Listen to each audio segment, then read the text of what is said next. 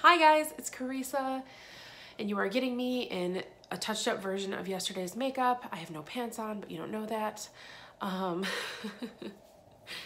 And natural lighting and no fuss today because it's nap time and we don't know how long we've got. So naps are going better, sleep is going a little better.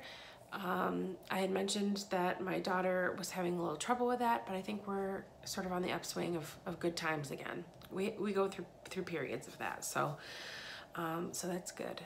That allows me to make videos for you and to sleep myself.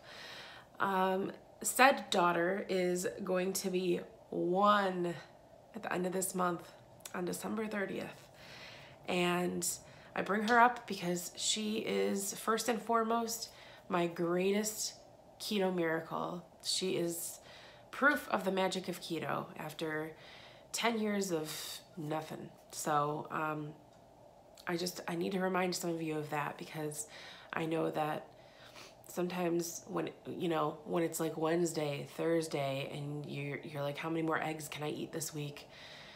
You gotta look to the future and look at your goals. So I hope anything else I say in this video that maybe touches you in some way or speaks to you in some way can do it, but that would have been what I would have wanted to hear.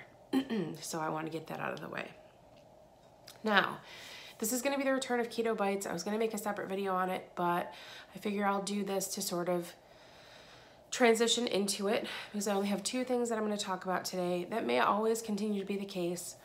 If you aren't familiar with my Keto Bites videos, or if you just need a refresher, I will probably have them all linked up to this in a playlist, and you can just search them here on YouTube.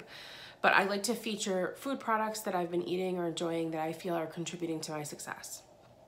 Now, one thing that I want to mention is in my last video, I brought up cookies, pre-made processed food, right? Cookies. And one of you did comment, it might have been Keto Chaos. I should have looked it up first. I'm not sure. She's doing awesome, by the way. So go back to that video and click her account and check her out if that's who it was. And she had really sound advice. She said, just eat real foods. Don't worry about, those kinds of things. I agree with you most of the time, but this is December. And if you look at my video from the year before last, my philosophy was start keto the second you find out about it and feel like it's for you. Once you've done the research and once you feel like you're ready for it, just do it. Because there's always going to be an excuse not to. And I said last time, not last year, but the year before in December, I said there's a lot of days in December that aren't Christmas or whatever holiday you celebrate. There's a lot of days in December that aren't New Year's Eve. And I know it's easier for me because I don't work in an office. I'm not exposed to treats. I'm not given gifts, like I know my mother was a hairstylist for years and people would bring her treats and candies and stuff and she'd bring it home for us, and when we were kids we loved it. But I know that being around that kind of stuff constantly, coworkers who bring you donuts, people who are just trying to sabotage you because they're jerks, I know that makes it harder. But look at that as a challenge and look at yourself as being above that. You're going to treat yourself better than that. And that's the best I can offer you right now. I'm not the best person to ask because I don't have to deal with it. Trust me, I'm weak. I know I would have trouble with it too. But that's why I mentioned these, because I also have trouble with it just on my own. Just on the days when I'm, especially the days I'm sleep deprived, I find that my willpower is weaker. My attitude's a little bit worse. I'm still always in a very grateful place and grateful mindset because the reason I'm sleep deprived is this baby that I wanted so badly. But it doesn't take away the fact that there are times when I'm like, well, I'll just have a little treat because I'm having a rough day or something. It's not even that well thought out either. It's just subconscious. It's something in me that I have to work on and I'll probably have to deal with for the rest of my life. It's like an instinct more than anything. I don't really think about it that much, but if I had to put it into words, that's how it is.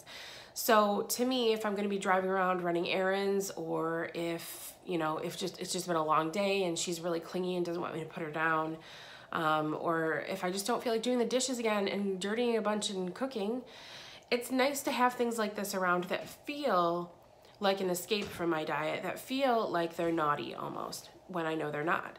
And that makes it even better. Now, I've been curious about these for a while. If you know Keto Connect, if you don't know Keto Connect, holy crap, they're amazing. Just search Keto Connect with a C, not a K.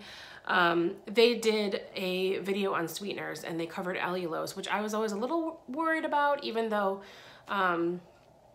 Quest uses them and you got to figure that's well researched, but still, you never know. They did their own personal tests and kind of backed up the claims on allulose. I know every person's different, but still, it just made me feel a little more comfortable with it. These, there's only 4 in a box. They're gone, as you can see. I found them to be absolutely wonderful. I really did. They were filling, really tasty. They are the best pre-made cookie product I've tried so far, in my opinion. You can heat them up, but I actually like them better cold. I'm weird like that. Like, I like the chocolate chips to still be firm. I don't know. I'm a fan. So if you're interested in finding out more about these, just search No Better Cookie or No Foods. But that was good to go. And I will, hopefully, in a few months, be in a space, a headspace, especially where I don't feel like I need things like that around as a crutch. But I'll tell you what, if I don't have them, I'm much more likely to make a bad choice and fly off the wagon, like leap off the wagon, because I'm like, oh, I'll just be better tomorrow. So that's that. But if it's better and easier for you to not do that kind of thing, and this opens floodgates up for you to other things that are bad or that will cause you to struggle, then stay away from it. Just know yourself and have the expectation that you're just doing what's best for you. So the other thing that I want to share with you guys is this drink that I make every day. I have it twice a day, typically. Some days I only have time for it or only think to have it once. Some days I only feel like I want it or need it once. I, listen to my body, and some days I'm just like, I'm good. I had one and I'm good. But this recipe, I guess you could call it, has deviated slightly from what it used to be. But what I do typically is I'll start off by slicing off a couple of hunks of ginger, and then I'll just run the knife across it and take some of the skin off. And I usually just cut a couple of pieces. I don't weigh it or anything. I just eyeball it. There's no rhyme or reason to the amount I choose either, so sorry about that. But I would cut probably 2 slices that would equal about this much ginger, and I put it in a plastic cup, a large plastic cup, and I pour boiling water over it, about 1 inch of boiling water, and I steep it like a tea. Once that's cooled down, I pour half of this drink in there. You guys are probably familiar with this if you've seen my other Keto Bites videos. This is a knockoff version. This is the Wegmans grocery store chain. It's their store version of Vitamin Water Zero, the fruit punch flavor. This has 870 milligrams of sodium, and it has 0 sugars, no protein, which is great because I don't like to add, I'm bad. I don't track, but I know I get way too much protein, or at least more than what would be ideal. So it's nice to not have any protein in this. And there's less than 1 gram of carb per serving, and the serving size is the whole bottle. It's 20 ounces, but what I do is I measure out half of it, just 10 ounces, and I pour that in. So usually I drink 1 of these a day if I make 2 of these drinks. You following me? I'm not good at math, but I feel like that's pretty simple. So anyway, I measure out half of that, and I pour that in with the cooled ginger water. Sometimes I take the ginger pieces out, sometimes I just drink around them. I stick a straw in. Then I do 2 tablespoons each of pure lemon juice, and this apple cider vinegar from Trader Joe's. Because I'm breastfeeding, I have to get the pasteurized. I'm not one of those types. I'm sorry, it's a very unpopular opinion, but I'm not a major Trader Joe's lover for keto anyway. I'm not saying they don't have good stuff, but it's too far for me to drive to justify things that I could get cheaper and in better quantities and that taste better, frankly, from other companies at other stores. Except for this, they're pretty much the only place I can get pasteurized apple cider vinegar. So I I buy this. This is also what I used when I was pregnant. And I do 2 tablespoons each of that, and I throw it in. Sometimes I'll throw in a handful of salt. I have pink Himalayan salt, I have gray sea salt, and I also have the Malden flake salt, just whatever I'm feeling like. Throw in a little pinch of that, and I drink it with a straw to protect my teeth from the acids in the lemon and vinegar. But if you want to know more about that, search Dr. Berg here on YouTube. He is a doctor and he has a lot of good advice. Some of it I don't agree with for me personally when it comes to keto, but I think that he explains things really well that will help you make an informed decision on the things that you'll choose to eat and not to eat on keto. So let's get, sorry, I just had to check the baby monitor and check my time. I didn't talk too much, thank goodness. But now I'm giving myself an open floor to talk about my success in the past week or so with keto. So my last video, I might have come across a little Eeyore-ish, a little down, and I had sort of allowed myself to, you know, as closely to giving up as possible without fully giving up. I'd start every morning as if it was a new keto day. I would have my coffee the way I had intended to. I would make my potassium drink, you know, my electrolyte drink. I would do most of my actions in a manner that my intentions were good to have a good day. And I wasn't in a bad place. I wasn't depressed. I wasn't feeling like I needed to eat my feelings or anything like that. But I guess I just felt rebellious almost. I can't even describe it. And a lot of that stemmed from I hang my emotions far too hard onto how I feel my body's operating as a result of my diet. And that's mainly because I'm hoping to be able to try to conceive again. And I'm really wanting to get back down to my pre-pregnancy weight and lower. You know, I really don't want to be as big as I was in my pregnancy. And I also just want my body to work the way a woman's body should work. And I sometimes forget that I have PCOS and that it's not that simple. I think I'm too hard on myself, but I think that that's also part of my drive.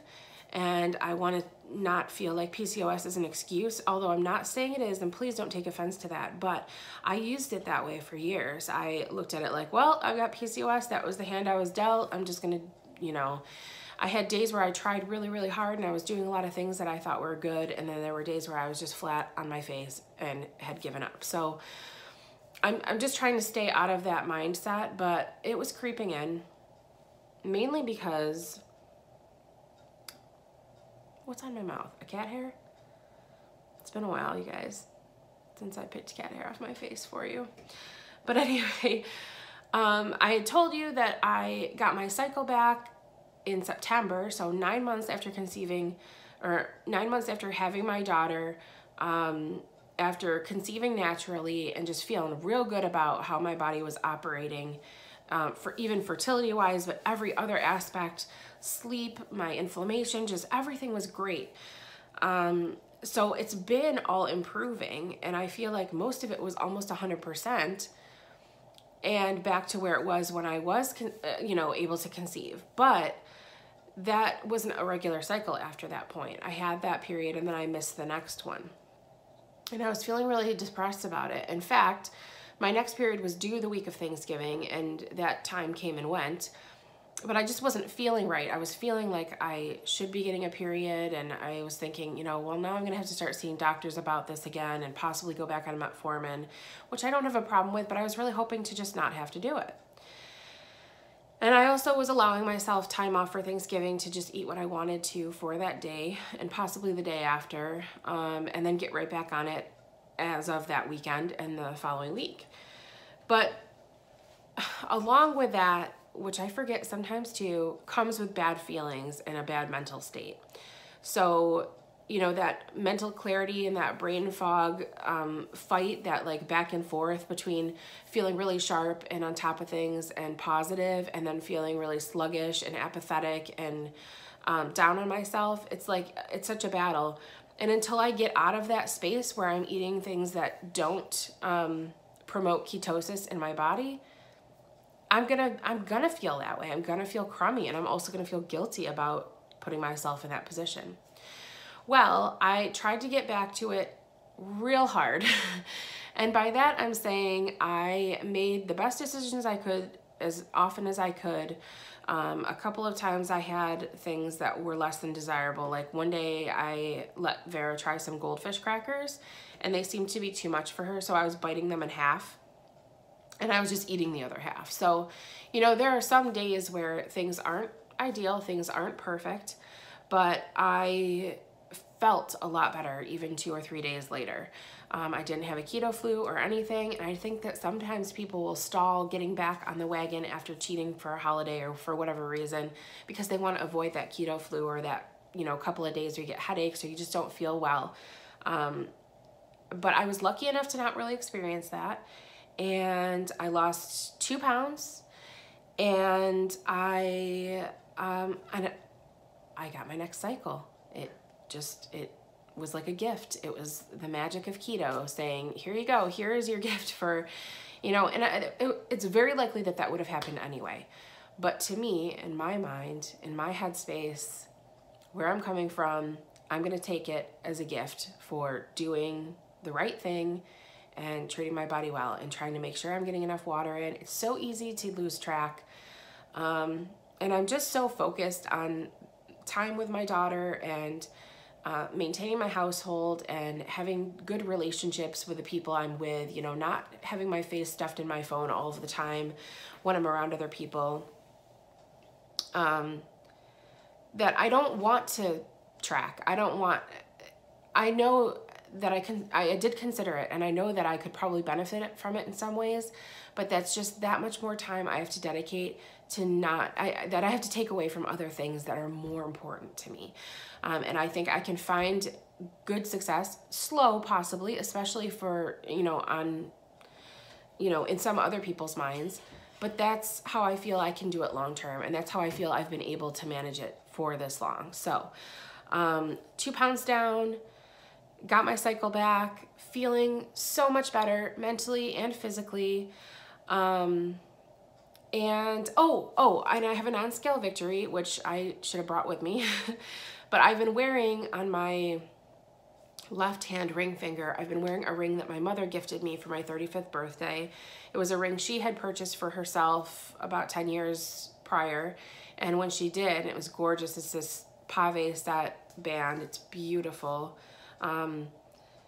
She told me when she purchased it that her intention was to give it to me, to pass it down to me.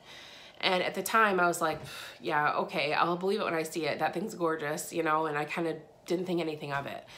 And for my 35th birthday, she did gift it to me. And the intention is to gift it to Vera someday. So I wear it, and it was a little tight. In fact, it was uncomfortably tight when she first gave it to me, but I was barely just getting back on track at that point. And I noticed that I would have times where I could eat it, but if I had a little bit of swelling or inflammation going on, I'd have to take it off. I do sometimes take it off to sleep, or just, you know, I don't know. I don't wear my rings all the time. I will take them off occasionally. I put them back in a jewelry box.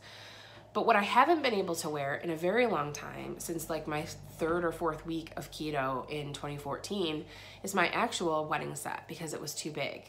And it didn't really fit on any of my other fingers. The fingers on my right hand are considerably fatter than the fingers on my left hand. I don't know why. And I've always had these big triangular fingers. They're just so thick and doughy at the base here. But apparently they've shrunken a little bit because I've been able to put my wedding set on my fattest finger, which is this one here, which I have like never been able to wear a ring of any kind on. The middle finger on my right hand. It's too big for all the other fingers, which I'm really proud of. I will get it resized someday. I just didn't want to do it until I felt like I was closer to a goal weight, because I didn't want to have to be constantly going back and paying to have it resized. So that was a really exciting non-scale victory. Not only is this gorgeous ring that my mother gifted to me, it means a lot to me, and that I'm going to pass down to Vera someday. Not only does that comfortably fit on this finger all the time now, I could wear it 24 hours if I wanted to without taking it off because of discomfort. Now I just do so that I don't know. I feel like I just need a break sometimes from having jewelry on. Is anybody else like that? Especially if I'm gonna moisturize my hands, which I should do more often, but anyway. So that's my non-scale victory. I will post photos of that on my Instagram page. And I guess that is it for now. If you guys have any questions, please let me know. I have mentioned in the past that I have links for things that I found helpful when I first started keto. There's so much more out there these days. All you have to do is Google it and you'll probably find even better resources than I necessarily even know about. But I'm gonna have all of that in the description box of this video, which I put in last time, but I didn't think to do it until after I made the video. In the past, I had asked people to email me for it, but it's hard to keep up with and I don't wanna miss anybody's messages. So it's all below the video here, and my Instagram name will be as well. Snapchat too, but I've been kind of trying to get away from Snapchat. Again, I'm trying to just filter everything through a funnel and reduce my my cell phone time overall during the day. And so I'm trying to kind of pick one or the other. It's hard because some of the people that I like to follow are on Snapchat only and not on Instagram, but if I'm gonna make a story and just share it in one place, it's easier to just do it on Instagram. So that's where I'll most likely have all of that stuff posted. But if you wanna follow my Snapchat, just in case I change my mind or things change, that name is down there also. And that is it for this week. Let me know again if you have questions, if you have a topic you want me to cover for next time. But like I said, hopefully something I told you today will help you if you're feeling like you're in a tough place. I know a lot of you are, especially this time of year. Everybody gets real quiet until January. And I just want you to know that if you don't want to feel like you're going to put yourself in that hole and set yourself back by, you know, packing on 8 to 10, 12, who knows how many pounds for the rest of this month before you get started again, then don't. It's just that simple, okay? I'm here, and there are a lot of other people here who are rooting for you, who know you can do it, and you're better than all of the people who tried to tear you down and basically sabotage you. So just remember that, and look how much better I feel in a week, okay? So just remember that, okay? All right. And I'm not trying to sound preachy. I'm trying to help motivate, because I know that some of you out there are hurting. I'm seeing some of it. And I just want to do my part to help you with that and give back, because boy, does it feel good when, you know, and like I said, I'm not going to be perfect. I haven't been. Last night, actually, Mike and I had a dinner that wasn't ideal. It's going to happen, but all the other days of the week matter too. All that other time matters too, and you matter too. So remember that. Okay, guys, I'll talk to you soon. And my next Keto Bites video will not be this long, most likely. They're supposed to be short, but this is my reintroduction. Okay? All right, bye.